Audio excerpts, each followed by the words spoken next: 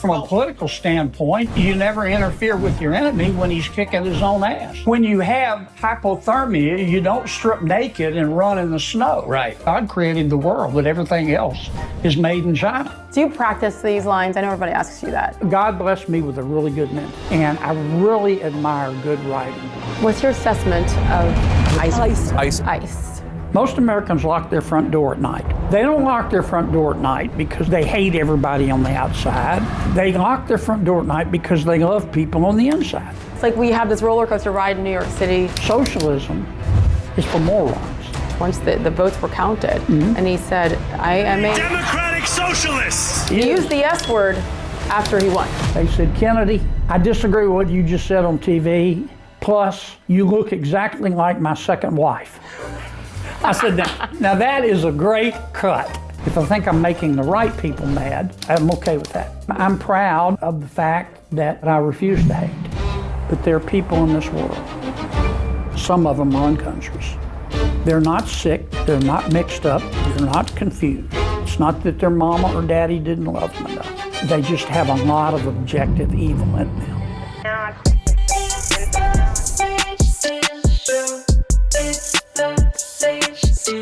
Everybody knows you're a nice person. I follow you. You do? Follow you. Yes. I remember. You mean your staff just briefed you? No, I remember when you were at ESPN. Shut up. I do. Are you serious? Yeah, I admired your candor. Really? I did. Can we end the interview here? Like, that is the perfect beginning and ending. Thank you so much. I wonder if you've ever felt this way throughout your career, because I would get nervous before every broadcast for 30 plus years. And I thought, well, the only one watching is my mom and dad anyway, because they have to. And what I did was I just focused on the job, which is what we should all do. And when you love your job, when you love what you do, it's easier. And I forgot that it was TV. Honestly, that's what made me able to be calm enough. Those are the best interviews. I think so, and that's what I try to do now. But I mean, kind of, I wonder with you, like, you've been in this game for a very, very long time. I feel like over the last decade, it's since you came to the right side, basically, that no, people have always talked about you and your beliefs and your strength and your policies, but I feel like it's gone to another level with you. Do you think so? I remember, this has been a long time ago, the very first interview that I ever did back when I was in state government in Louisiana. And I was a lawyer for the governor.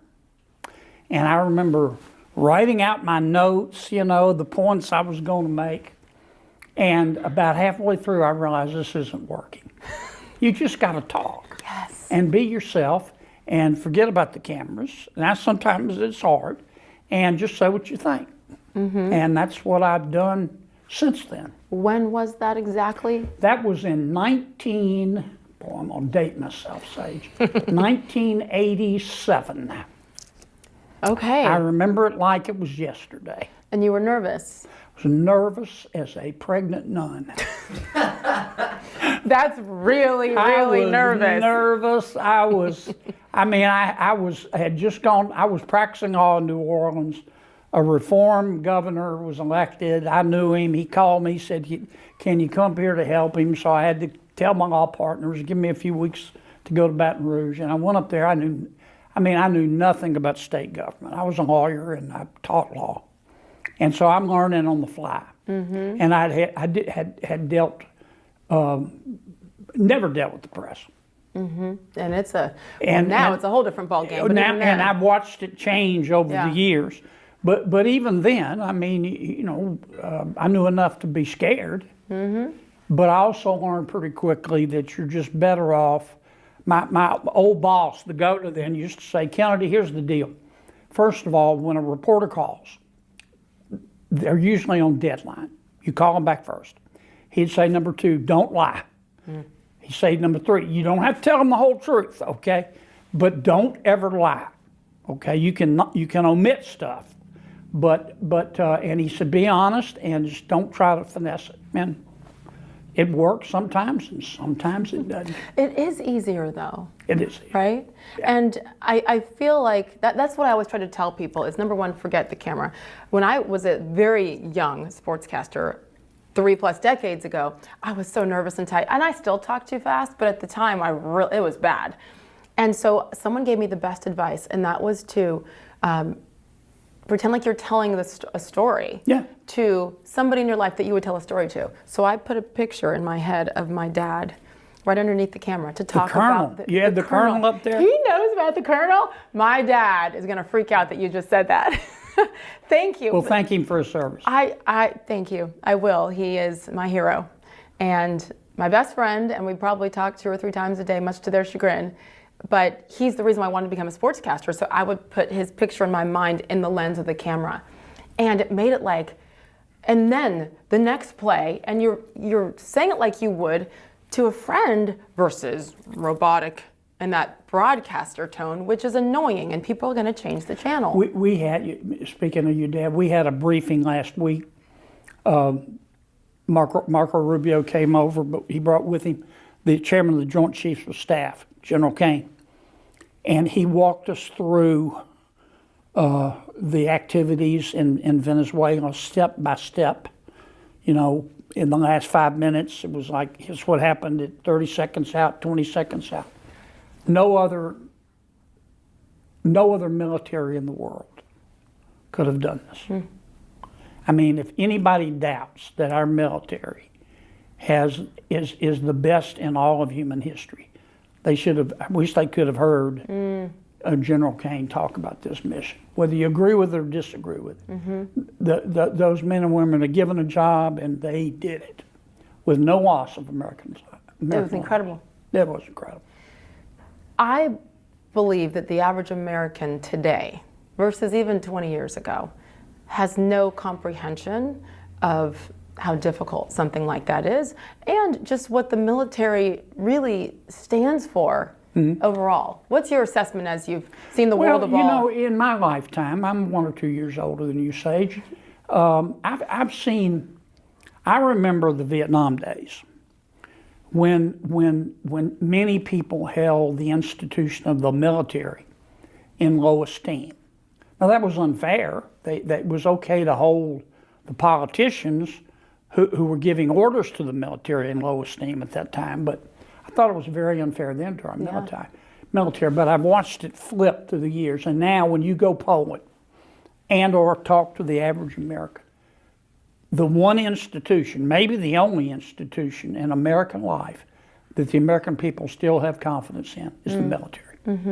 It's been a total about-face. Yeah. I remember my dad retired after 23 years in 1993, and that's Bill Clinton, and they were downsizing. Yep. And morale was falling, and so it certainly can be cyclical, and maybe less forces, less numbers now, but I do believe the best men and women are right there in position. You know what, maybe I have several things to talk about, and I'm watching the clock, so I'm going to be on time for you, sir. Okay. Maybe if I could start with a couple of current event topics. Start with anything you want. Thank you, sir. The first and last person to tell me that, for sure. Venezuela, since you brought it up. I remember waking up on Sunday morning just a couple of weeks ago and going, oh my goodness. Why do you think there's been such a contrast of reactions? People on the right saying absolutely, and from a humane perspective and what the people of Venezuela have gone through. I mean, that's almost all that many of them have ever known, that dictatorship. Well, and then you have the other side that is, you know, just completely crushing the administration for what they're doing, stay in your lane. I can't keep up with what they are saying, because that flips every day too. But why do you think today there's such division with this decision? Well, many of my Democratic friends, not all of them, but many of them allow their distaste for President Trump to interfere with their judgment. I mean, it's not all of them, but I have many Senate colleagues. If President Trump came out in favor of breathing, they would hold their breath. I mean, it's just visceral. It's instinctive. Yeah. But I don't see how any fair-minded person cannot agree that Maduro is a thug. His administration was not just a dictatorship; it was a criminal organization. It's just all there is to it. Illegal drugs, illegal gold mining, human trafficking. That's how he kept the military on his side. That's how he got his money, throwing money at them. He was not the duly elected president of Venezuela. He lost the election. So I have never viewed our arrest of him as an invasion of a foreign country.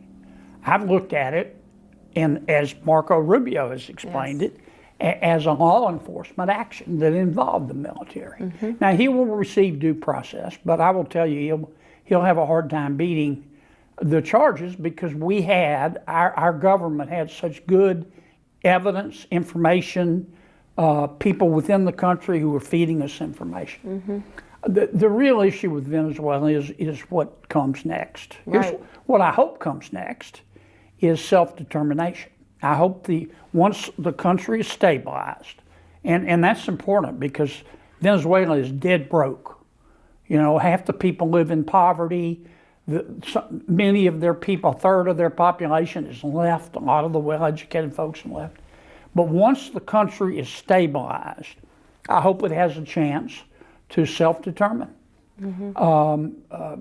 Now, a lot of that's going to be up to the United States. A lot of that, Sage, is going to be up to the military.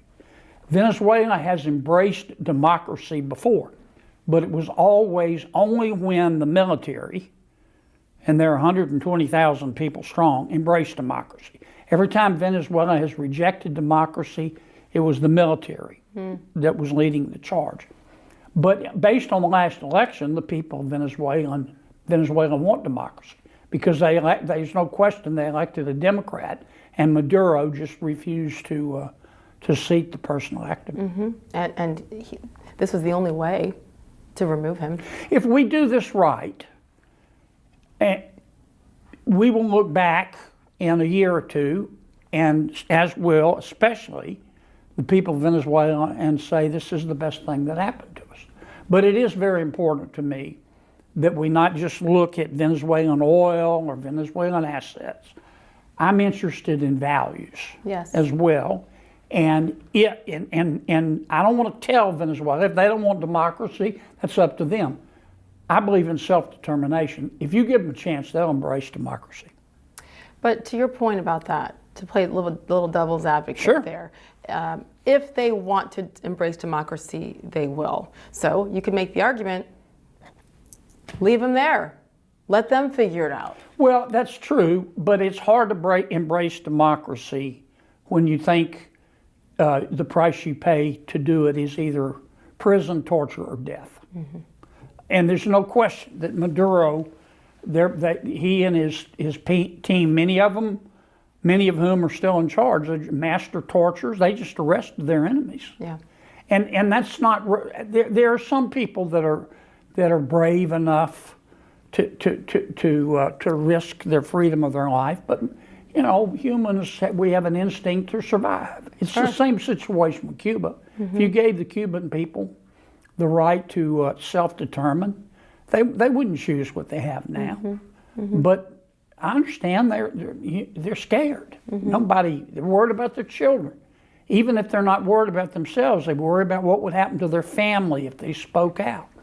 If we can remove that and just allow people to just make their own decisions, I'll be happy whatever they decide. When half of the country-ish here in America says, oil, that's the only reason we went in and did this. It's not. I think you can't ignore the oil because the only export that Venezuela has is oil, and it has huge reserves. Is it true that 20% of the world's oil reserves are in Venezuela? Yes. Goodness and gracious. Venezuela has the world's greatest oil reserve, but they've allowed the infrastructure to deteriorate in order to get to fully develop those reserves. It'll cost probably $100 billion. They're producing about 1 million barrels of oil a day, just limping along. You could get that up to 5, 6, 7, 8, 9, but it'll take a lot of money and a lot of time. And this is not a especially good time because the world is awash in oil. And whatever oil companies go in there to help Venezuela, if they go in, they've got to turn a profit. And based on the numbers I see, with respect to the Venezuelan oil industry, they would, in order for it to pay out for them to rev up production, they would have to be able to sell that oil for $80 a barrel. Right now, you can't. Yeah. 60 is maybe, and it wouldn't surprise me if a year from now oil's $50 a barrel. Wow. So there's a lot of economics involved here. But you can't ignore the oil because it is Venezuela's biggest asset. Mm-hmm. People talk about forever wars. Yeah, I know. And that fear. And you know what? It's a real fear. It's a real fear, and we haven't always done things the right way, that's for sure. And I understand, and I agree when people say, you know, how about we take care of our own people first? And obviously it's not quite that simple. Being in the United States, we have to be concerned with and help or extradite in this case with whatever's going on in the rest of the world. But you mentioned doing this the right way. Mm-hmm. In your mind, what does that look like? Because yes, we have to go in, we've gone in and stabilize, but what's that line? So we're not overstaying. It's interesting. I wish the American people could have heard the classified briefing that we got from General Kane, but also from Secretary Hegseth and Marco Rubio. Rubio was asked that question. And he said certainly within 3 years, okay, and hopefully less, because the president only, for whom he works, only has 3 more years. How long will it take to stabilize it? I don't know. It's not the current people in power that you have to convince. It's the military. There are 120,000 members of the Venezuelan military. And right now, they were on the side of Maduro for a lot of reasons. Yeah. But we have got to convince them, and the Venezuelan people have got to convince them that life is better if we have if not a democracy, at least a government of the people's choosing. And that's going to take a while. It is, yeah. The Venezuelan, I mean, that's just the way it is in Venezuela. And if you look at history, you'll see that that's the way it is. The military's always played a big role. But I'm convinced, I don't know how long it'll take, a year, hopefully less, that if we have another election in Venezuela where everybody can run, they will embrace democracy. And if they use the talents, and we can get a lot of the smart people who left Venezuela to come home, then they will be able to pay the military. The military won't have to go to work for some dictator. But it's domino effect. Yeah. If you can get that ball rolling. But the mistake we made, for example, in other countries, people often talk about Iraq. You can't go. It's not realistic to go in and just get rid of the current government and start over. And Rubio, I listened to Rubio's testimony to us the other day very carefully. They're very mindful of that. They're very mindful of that. Okay, good. And I've always trusted. It's just how I was raised. You trust the commander-in-chief. You trust the people that he has in place. And I do believe firmly that that is the desire. And then we have the right people to go in and try to convince them of what life could be like. I will say it was beautiful. It brought tears to my eyes living in South Florida, watching the coverage from across the country, those who chose to cover the hundreds of thousands of Venezuelans. Oh, there's so many folks from Venezuela came to America. And were crying tears of joy. That's why they left. That's why they're here. Yeah. But of course, not everybody wanted to cover that side of it. Listen, you're more used to this than I am. I'm still newer in this space, and it's insane. I'm like, no, but this is the truth. These are the facts, that there are actual human beings from Venezuela in America celebrating and thanking President Trump. Well, you know, Maduro did send a lot of gang members to America and criminals. But a lot of the really smart, well-educated people in Venezuela, once Maduro took charge, and once he was not reelected, but he stayed in, they left. They left. They left. There were probably 10 to 15 million people, and these were the well-educated folks that made the economy run. They were part of the intelligentsia. They didn't just come to America. They went to Colombia and other countries, but a lot of them came to Miami. Yeah. Yeah. And they want to go home. They're proud of their country. They want to go home, but they just were not going to live under Maduro. Maduro's a pirate. He has blood under his fingernails. I mean, he just does. And he's a criminal, and he's the justice stick has hit him hard, and it's not done yet. Karma may be slow, but it's always on time. When you saw him taken off that plane, we finally got that visual of him with the light blue sweatshirt on and the hat and his hand. Gave me chills. What did you think when you saw him? Well, look, I don't hate anybody. I don't. When I say my prayers, one of the things I ask God is don't let me hate. Because in my business, once you start doing it, A, it's immoral, and B, it affects your judgment. And I don't hate anybody. But I do like some people better than others. And the last time when I saw that clip of him in the handcuffs and the blindfold and the earphones, the last time I had seen him, he was dancing on television. And I know what he has done to so many of his people. The torture in those prisons is inhuman. I mean, burning people alive, suffocating them with plastic bags, torturing them with batteries. And that's what he did to all of his opponents.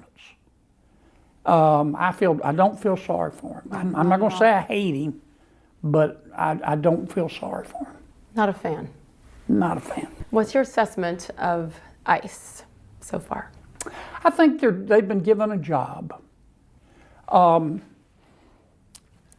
Legal immigration is legal. Yes. Illegal immigration is illegal. Isn't it that simple? That's a fact. Now, there are people in America who think that the border should be open. They're entitled to believe that. This is America. I don't. I think most Americans believe in immigration laws. They look at the southern border like they look at the door of their home. Most Americans lock their front door at night. They don't lock their front door at night because they hate everybody on the outside. They lock their front door at night because they love people on the inside. And they want to know who's coming into and out of their home. And that's the way the American people are about the southern border. President Trump, and there's no question, I've been to the border many times under President Biden. We'll never know how many people came in, but it's a minimum of 12 million. It could be as high as 20 million. And we do not know, we don't have the slightest idea who they are. Now, President Trump started by saying, we're going to find the criminals and deport them. But when you're in our country illegally and you're a criminal, those guys don't go stand on the street corner and say, hey, I'm a criminal. You know, you got to go find them. Yes. And in finding them, ICE has found people who, while not having a criminal record, are in our country illegally. And they're enforcing the law. Yes. Now, many people think the president has gone too far. Some think he hasn't gone far enough. But those men and women of ICE are just doing their job, in my opinion. And you have people, well, let me put it another way. My experience in life, this is not true of all cops, but the vast majority of cops will leave you alone unless you do illegal stuff. Yes. And the bad cops who like to arrest people, we've gotten pretty good at figuring out who they are and getting rid of them. I don't live in La La Land. I know there's some bad cops, but most of them aren't.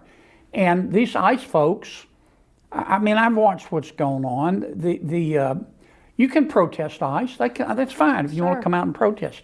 But the line has crossed into harassment, blocking streets, burning Christmas trees, calling them names, getting right in their face and spitting on them, filming them.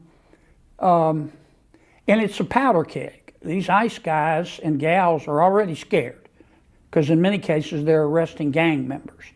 So if you're in a powder keg and you're a protester and you start giving off sparks, it's going to end badly. I wish what happened in Minnesota hadn't happened. I'm sorry it happened, but everybody needs to just step back a little bit. I think the media has done a beautiful job of narrating it the way that they wanted it to be, the mainstream media, of course. And when you only tell the story of the grandma who's been here for 20 years Yeah. and, selling her handmade knit caps on the side of the road and just taking care of her, they make it sound like that's all. And she is still illegal. Like, she might be sweet, Yeah. but she has still broken the law. And you're going to have that. This is an imperfect system when you have between 12 and 20 million people here illegally. It's like finding a needle in the haystack, right? Like, they are doing Yep. their absolute best. I don't think there's enough emphasis put. I mean, the administration does a very good job, but overall, on the number of really bad guys that are in this country and how necessary this is. I mean, when I have conversations, I try hard, Senator, with friends, I'm like, no, are you ignoring what has happened? And how many illegals have come in and gang members, et cetera, like what has happened to our country from There this? are odds. It's almost endless. The president is right on this. You had many, and it wasn't just in Latin America and Central America, it's all over the world. Oh, yes. You had Middle a lot of countries just release their prisoners and say, go to America. They're letting everybody in. And I have seen it. I was there. The amount of people, it could easily be 20 million people. And that's very dangerous. And a lot of them were children. A lot of them were children.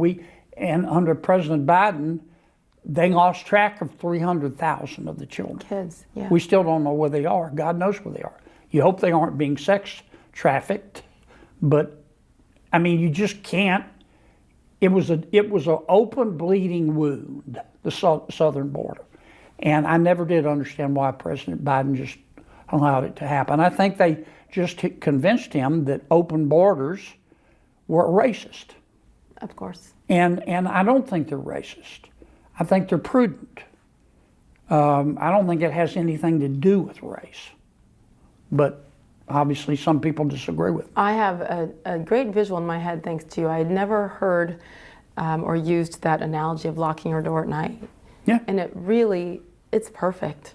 And just because you want to protect what you have doesn't mean you hate others or are racist or sexist or whatever isms or ifs they throw out at us, Again, this isn't perfect. This is an imperfect system. And Well, we admit more people legally to America than any other country in the world. anyone, yes. We welcome people. I mean, try to get admitted to China. See what happens. Yeah, have fun. Yeah, Japan. I was just reading a piece on the plane about how there's uproar in Japan. They're a very homogeneous society, and many of their folks are reluctant to let outsiders in. And America's never been like that. But you got to come in legally. Yes.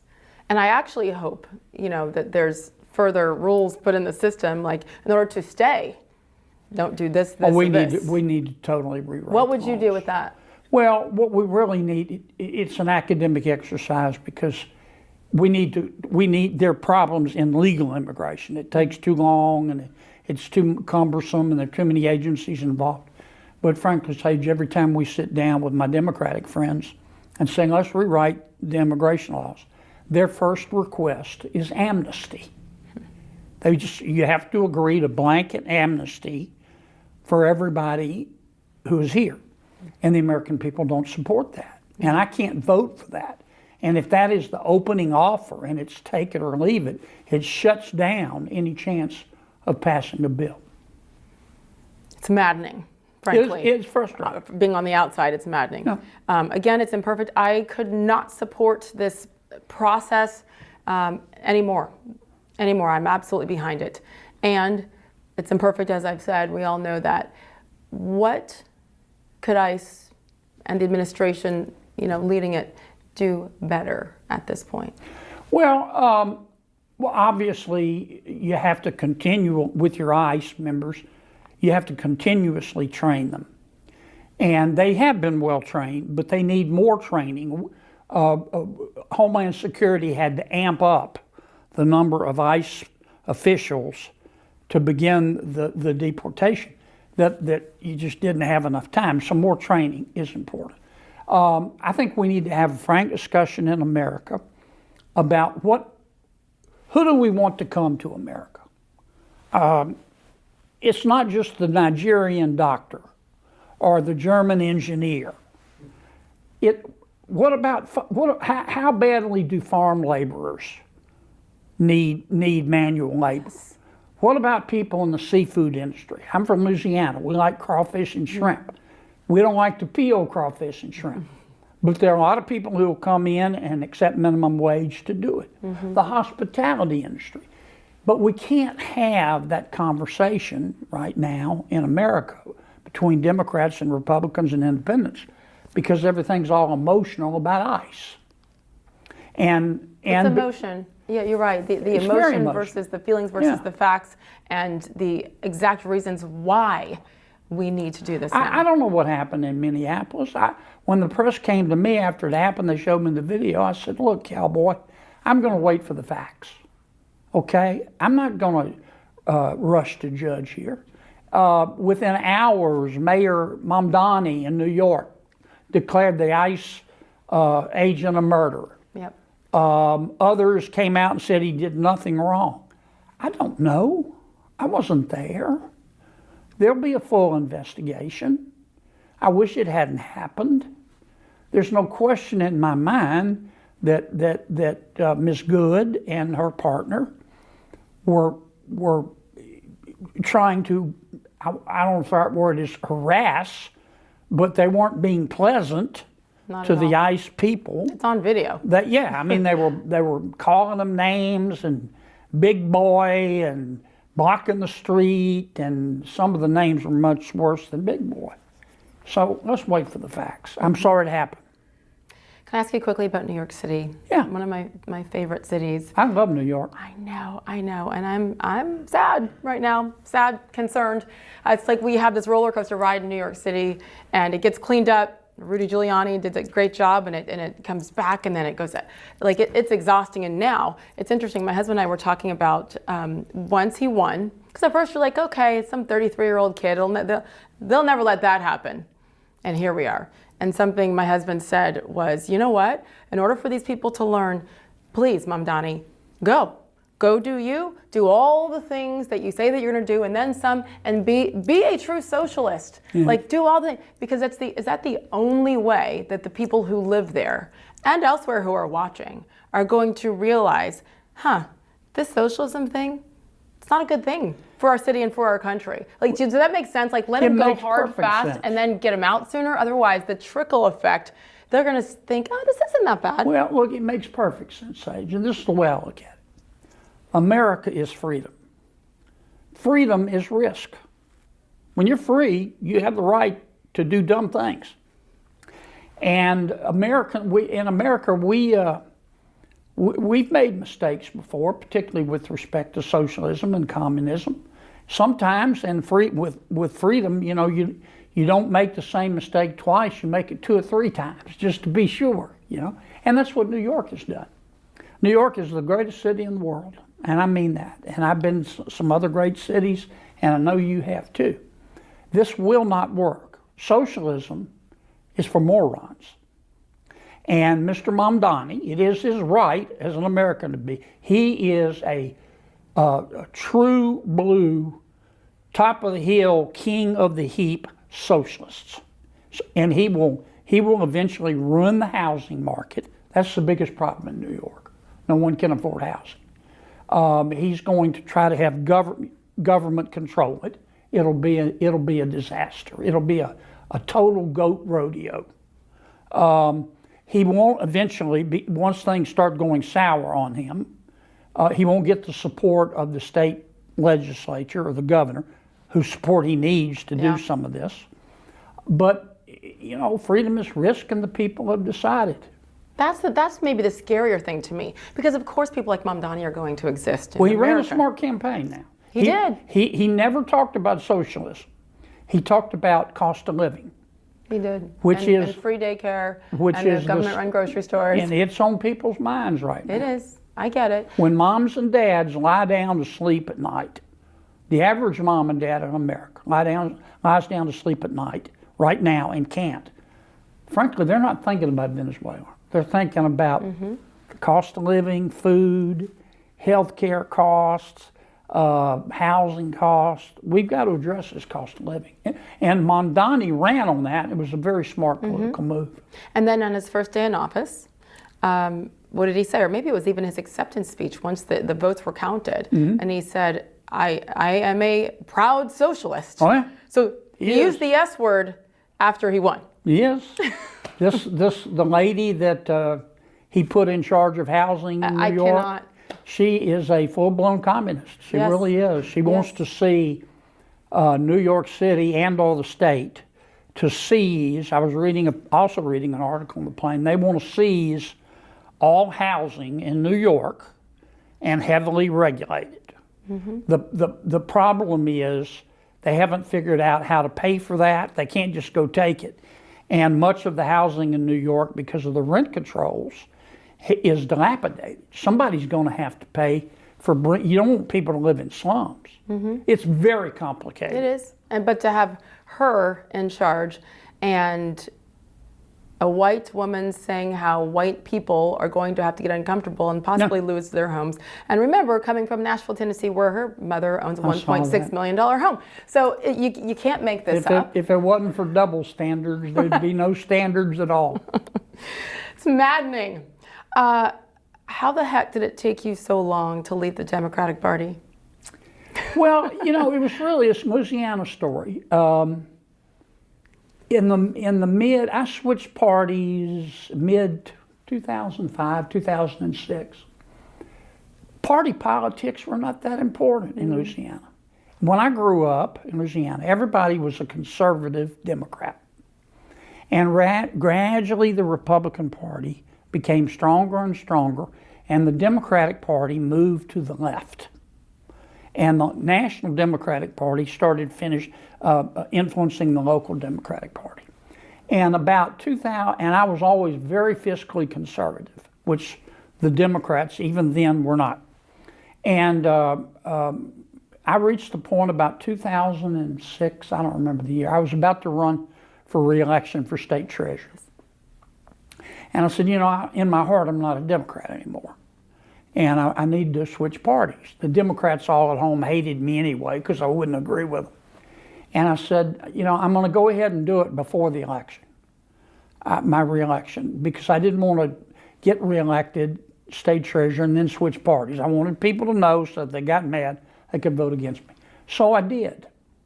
And gradually, the Democratic Party got worse and worse. I have many friends who are Democrats, Sage, and who I like a lot, and a lot of them don't agree with the loon wing of their party. But the loon wing of their party is in control. The Mamdani, Ocasio-Cortez wing, they are clearly in control. And I don't think the Democrats will ever be successful as a party until they purge their whack jobs.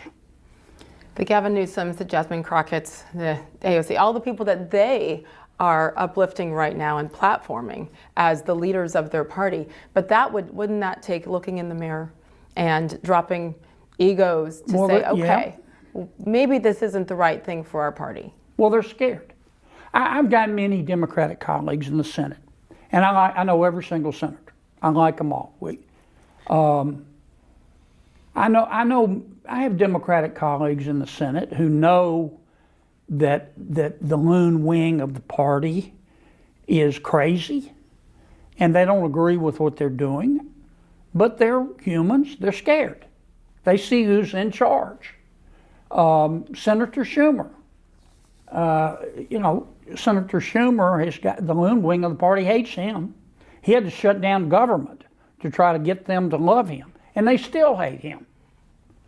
And it's a now the Democrats may say that about the Republicans, and Lord knows Republicans aren't perfect. But the way I look at it, Republicans aren't perfect, but the Democrats are crazy right now, and they will never.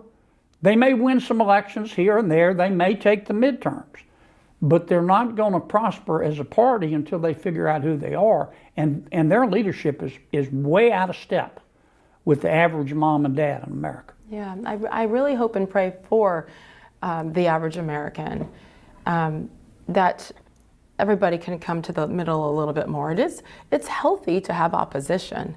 It's the way Sure. you do it. Competition right? makes us all better. Yes, and it's so sad. And then You've seen that in sports. Oh my gosh, at every level. And then you have the Bill Maher's of the world, who I'm friends with. He helped me out when I was first going on my own and had me on. And He's my a smart guy. He's brilliant, and he's sensitive to being honest at times about things, because what happens? All the loons come after him. And he got in trouble for having dinner with Trump. Exactly. They all Remember got mad that? at him. Yes. So, but he's a classic liberal. And even he, like I think most Democrats, are able to say that's too much. I guess the question is how, and you said it. If people are willing to say, okay, we've gone too far. But this is where TDS comes in. This is where your absolute hatred of Donald Trump. What did you say at the beginning about if Donald Trump said If he came out in favor of breathing to live, they would. They'd hold their breath. And it has gotten irrational. Yeah. And the truth is, I know President Trump pretty well. We have different styles. He has no filter. He exists loudly. I told him one time, I don't think he liked it, but I said, Mr. President, you seem to grow anxious when you have an unexpressed thought. And he said, what does that mean? I said, well, that means that you're the President of the United States and you shouldn't say everything you're thinking.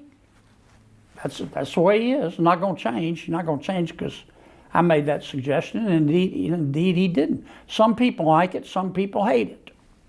But I've never seen. I saw the hatred toward Trump from day one in his first term with the Russian hoax, and the press bought into it. I don't know if all of us fully comprehend how much damage that did. It really did. It damaged public institutions a lot. Yeah, can you give your thought or maybe a little more context as to why? It wasn't just Hillary Clinton and her friends trying to ruin Donald Trump. Like, I mean, trust on every level is gone, I think, because... the American people saw the national media, and to some extent the local media, take sides. And they didn't like that. They want the news gatherers of the world to have an opinion, but be balanced. Keep it to yourself. It doesn't affect your reporting, to be honest. And I was here at the time. The national media hated the fact that Secretary Clinton lost and President Trump won so much that they were going to torpedo him from day one. And all of the lies turned out to be lies. And the institution of media really hurt itself. Same way with COVID. I never understood why we couldn't talk publicly about, are the lockdowns good or bad, or should I take the vaccine or not? Now, I took the vaccine, but I didn't hate somebody who didn't. Exactly. And I thought I was following what was going on in Sweden. We went too far in the lockdowns.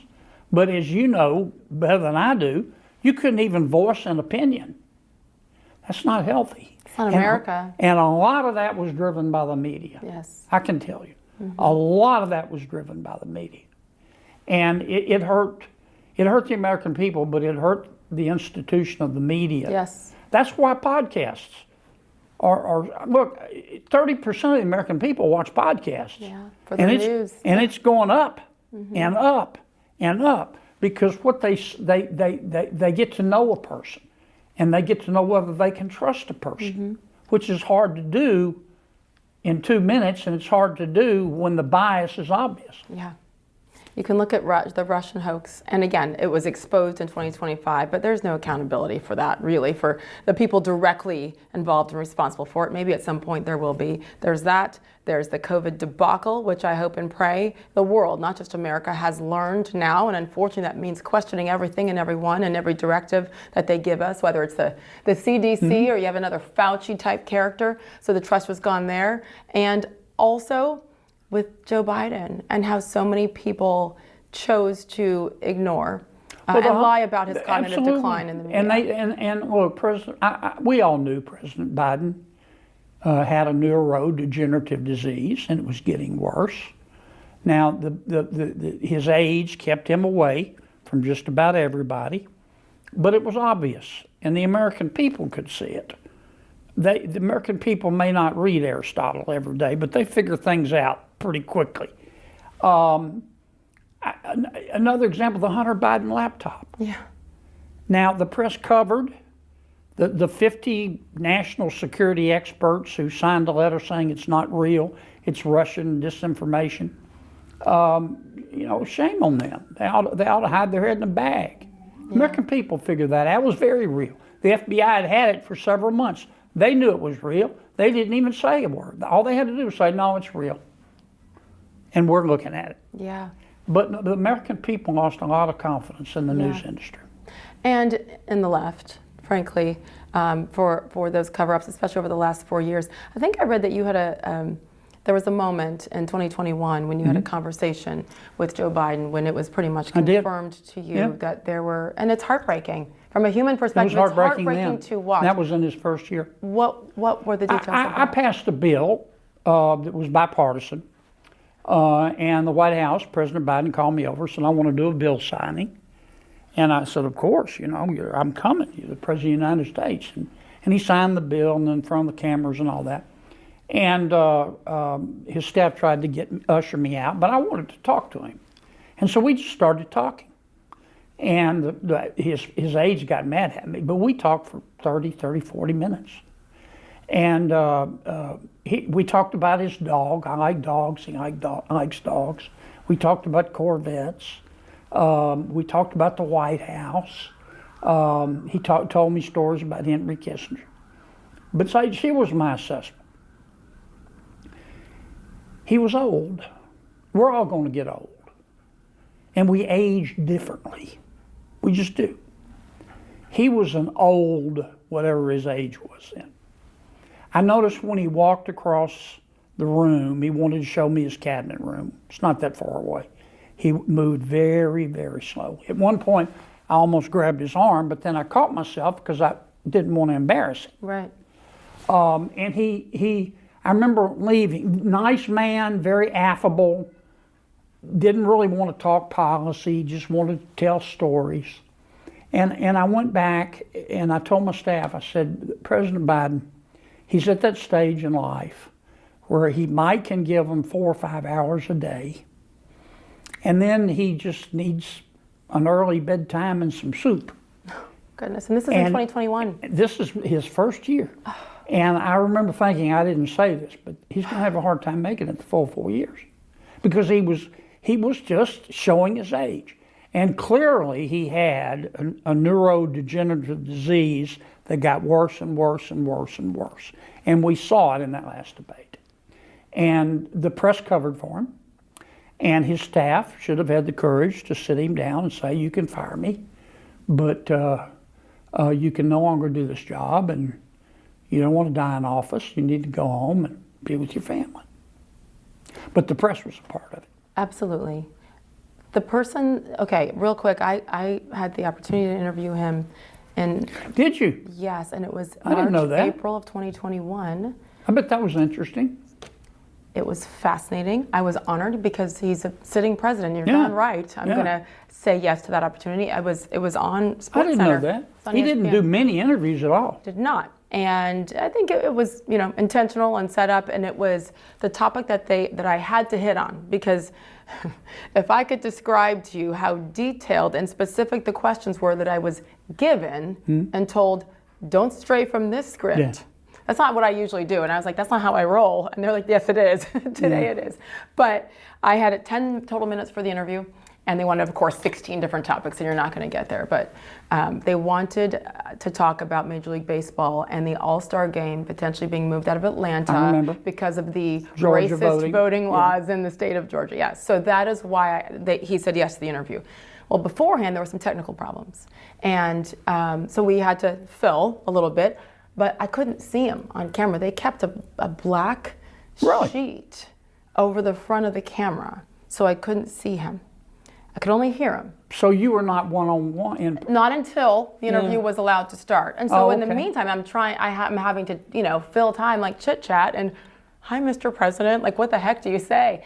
And so we started to talk about sports. I heard him say, who am I talking to? What are we talking about? And I'm sitting there going, oh goodness. Again, from a human perspective, not what my opinions or politics are. And he started to tell me a story about when he played football at Delaware, and he was a receiver. And he started to just talk about, frankly, it was pretty funny. And he's like, oh, I was good. I had great hands. And I was like, I'm going to leave that alone. I'm not going to touch that one. And then we continued on, and we were just chatting, and I asked him a question, and he started to answer, and he went, oh, never mind. Yeah. And it made my heart hurt. Yeah. I have a grandmother who we lost from Alzheimer's. And so this is March, April of 2021. And so when I kept seeing these things without people speaking publicly about it, honestly, I knew what it was too. And so from that day on, which is almost 5 years ago now, you know who I pointed the finger at? And not in a mean way, but his wife. Yeah. Shameful that Jill Biden, if anybody knew it, his wife knew it. And it's beyond his staff to me. It's a personal human decision when you allow someone to do that. And I don't know her. I'm sure you know her. I really haven't met her. No, really? No. Yeah. We had virtual no contact with them. But that's why he did so few interviews. But look, we're all going to get old. I know. But we have to protect him. You have to be able to be vital enough, virile enough, to be the President of the United States if you get elected. How do you think Donald Trump does it? I've asked the President before. You know, when he calls me, it's usually 1 o'clock in the morning. You know, he tells me, I've asked him, I said, look, you know, other than golf, you don't exercise. You eat anything that won't eat you first. You know, he said, good genes. He said, my dad was like this. And no alcohol. No, oh, that's right, no alcohol. He's never smoked. He doesn't drink. But he said, my dad was like this, and he said, I've been like it all my life. But it's not a made-up story. He's really like that. Yeah. He must drive Melania crazy, roaming around the White House at 2 o'clock in the morning. I'm sure. But he will. He'll call you up and wake you up. And he always go, hey, you asleep? No, I'm always not up now. at 2 o'clock in the morning, Mr. President. Well, but you leave your ringer on then, don't you, Senator Kennedy? I do. For that reason. You know, it's habit from when my son was a teenager. Now, he's a grown man now, but there are days when he was a teenager, I said, I really ought to turn it off. I don't want to hear it. Exactly. You know the drill. It's PTSD from the kids. Yeah, that never leaves us. Exactly. By the way, I love that we're in the nation's capital, and you can tell by the sirens. I love the sounds. It's almost like warm and heartfelt sirens here in the nation's capital. Okay, this is a little bit random, but you mentioned Joe Biden talking about his dog, and it reminded me of something I read from 05, I guess it was Hurricane Katrina 2005. 06, 05, yeah. Yep. And what you did, I think this is special. We had with FEMA. Yeah, Sage, it was terrible. It's we had people. The whole city was flooded. FEMA came in with buses. We're in New Orleans. People they're on their roofs. We're getting them with helicopters and boats, and many of them had their pets. And they would be dropped off at the central location where I was, and my job was to help people off the helicopter, get them on the bus. And many people had their dogs. Some cats, but mostly dogs. And FEMA had this rule, said you can't bring your pet. Well, that was like a rock, only dumber. I mean, people just wouldn't get on the bus. They said, I'm not, you know, I've lost my house, my car, my job, you're not taking my dog. And so I ended up, some people trusted me, others didn't, but at one point we had 25 or 30 dogs tied up. I didn't have the slightest idea, but I'd take people's name and number. When you say well, you mean you brought them? I had one aide with me. We would collect the dogs. This was in New Orleans. And if people would get on the bus, I'd take their dog, we'd tie them up. There were state troopers around. And I'd say, if you give me your name and address, we will get your dog back to you. We're going to take them first to a kennel a few miles away. Some people didn't believe me, and they just wouldn't get on the bus. But others did. And I didn't know what. I was just making these promises. I didn't know how I was going to solve this problem. But eventually, I did a radio interview, and some of the shelter folks heard me and they came out and helped me. But I love dogs. One of my favorite expressions is God is great, dogs are good, and people are crazy. And I would never leave my 2 dogs to die or drowned. And since then, FEMA's changed the rule. But that's a true story.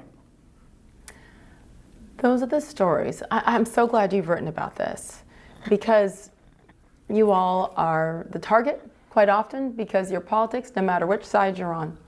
And there's a human element, obviously, to all of you. That was something you didn't have to do.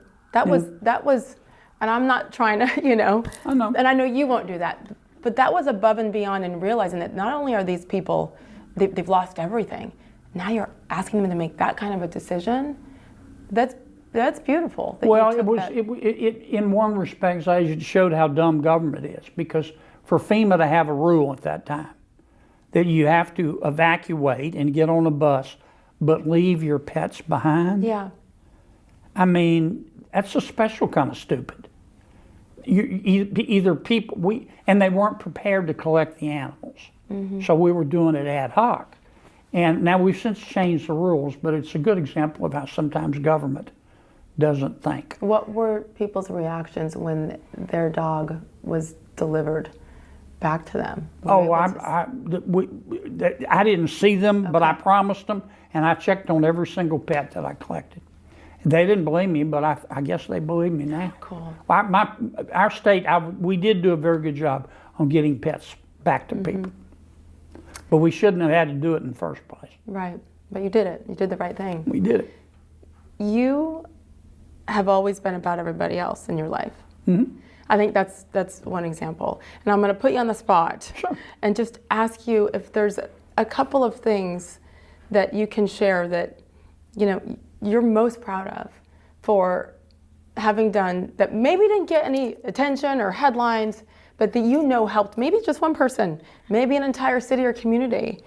There's just so many things that people like you do that we don't hear about.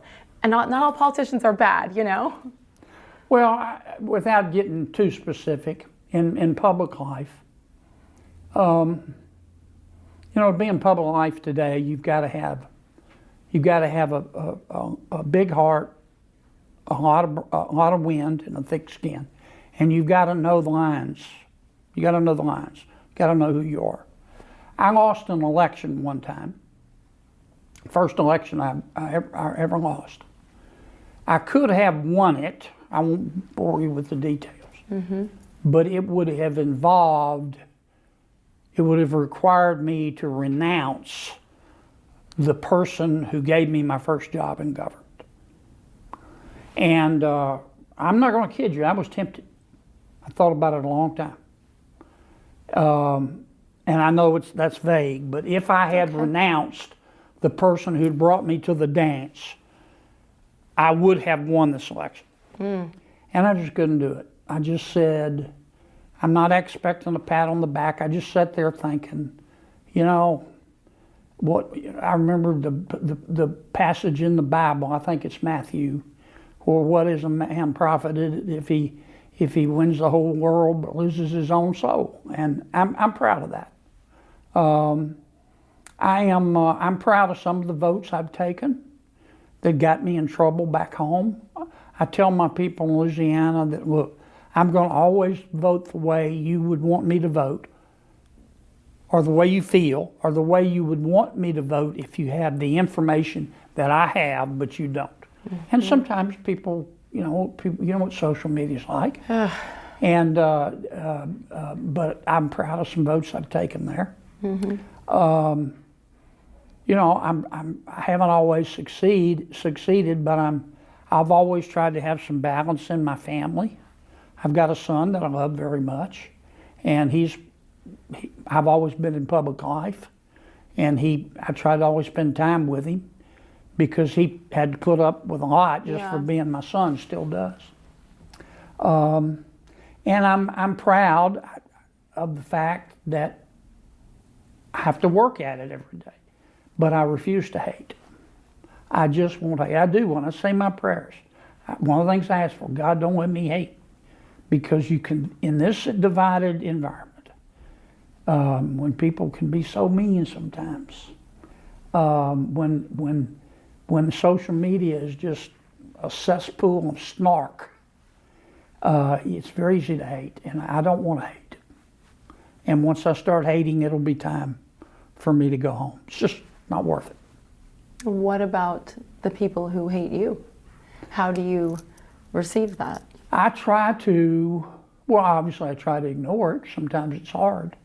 But there are people, I make people mad. Some people like me, what I do. Some people hate it. And first I try to decide who I'm making mad. If I think I'm making the right people mad, I'm okay with that. And then I try to just ignore it. It's hard, but sometimes my friends will say, you know, how do you sleep at night knowing that a bunch of people out there in America hate you? I tell them with the fan on. I try not to think about it too much. You know, you just can't in this business. It's regretful. Well, you know what it's like. You're a public figure. You just have to take the good with the bad. And I also keep coming back to the fact that this is America. You have a right to an opinion. Now, you don't have the right to hurt somebody because you disagree with their opinion, but you do have the right to an opinion. I mean, one of the coolest snarky hits I ever got on social media one time, I try not to read it, but one of my staffers brought me this. They said, Kennedy, I disagree with what you just said on TV, plus you look exactly like my second wife.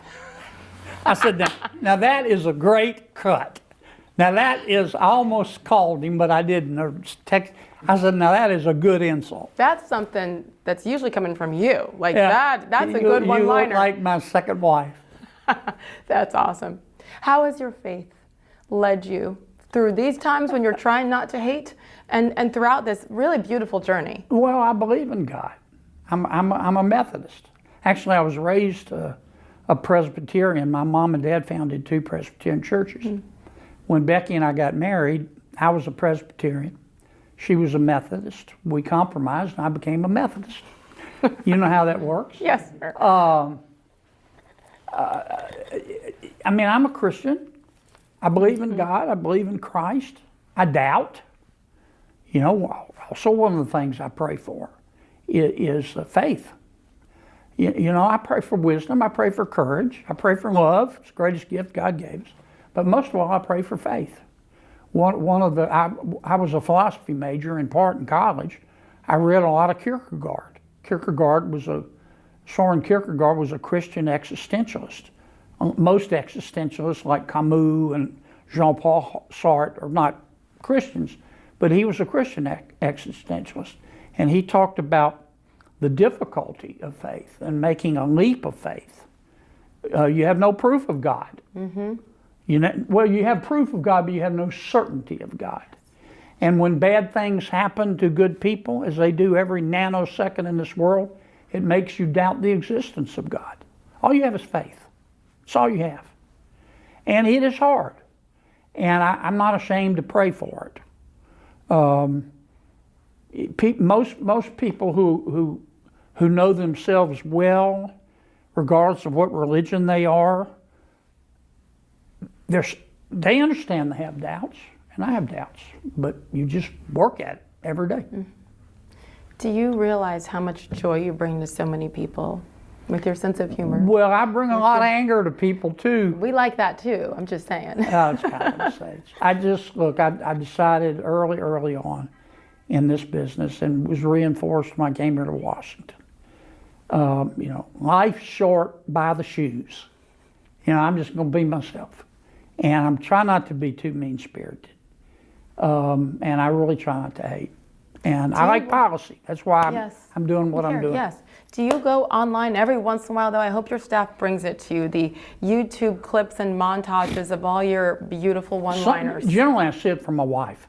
When I get home, Becky will say, have you seen this on YouTube? And I'll say, well, I don't know if I want to see this on YouTube.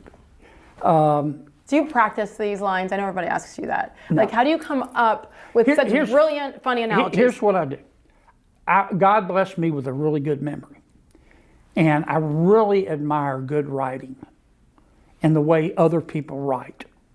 And I read a lot. And when I read a clever phrase, I'll remember it. Sometimes I'll jot it down. But I've just been blessed with a good memory. A lot of the people, also I was raised in a small town where everybody uses euphemisms and anecdotal comments. But 5 minutes before I do an interview, my staff knows to leave me alone.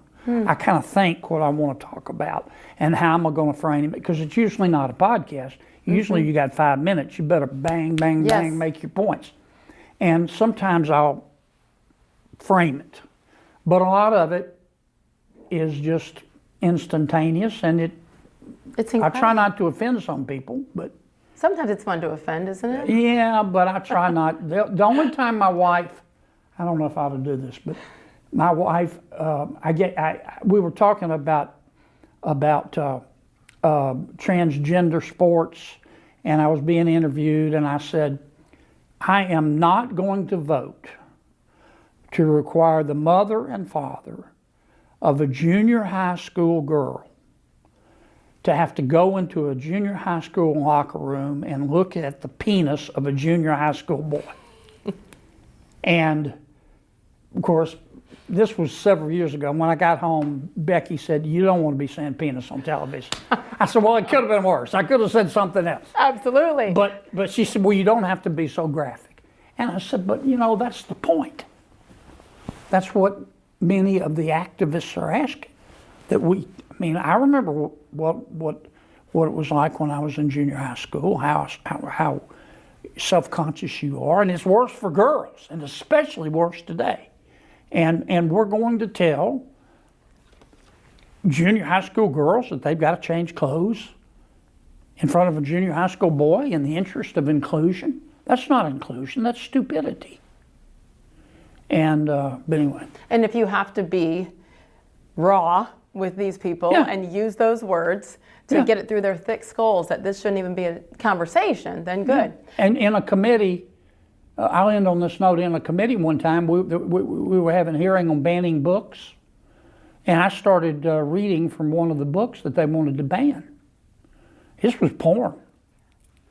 And the chairman of the committee, who's a friend of mine, he's a Democrat, said, "Kennedy, you really want to do this? This is going to be permanently in the congressional record." And I said, "That's the point. You want our kids to read this stuff, but we can't read it in the United States Senate." And I read it, and all fresh hell broke loose.